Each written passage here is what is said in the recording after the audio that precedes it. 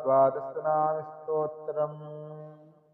शृणुध्वं मुनयः सर्वे गोपालस्य महात्मनः अनन्तस्य प्रमेयस्य नाम द्वादशकं स्तवम्।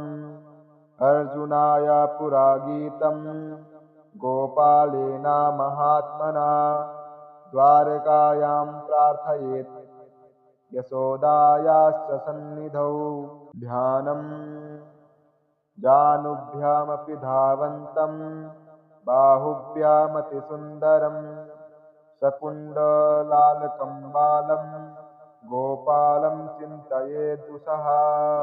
स्तोत्रम् प्रथमं तु हरिं विद्यात् द्वितीयं केशवं तथा तृतीयं पद्मनाभं तु चतुर्थं वामनं तथा पञ्चमं वेदगर्भं च षष्ठं तु मधुसूदनं सप्तमं वासुदेवं च वराहं चाष्टमं तथा नवमं पुण्डरीकाक्षं दशमं तु जनार्दनं कृष्णमेकादशं प्रोक्तं द्वादशं श्रीधरं तथा।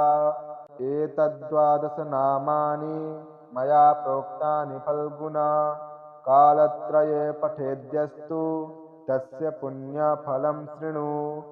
चान्द्रायणसहस्रस्य कन्यादानशतस्य च अश्वमेधसहस्रस्य फलमाप्नोति मानवः इति श्रीगोपालद्वादशनामस्तोत्रम् सम्पूर्णम्।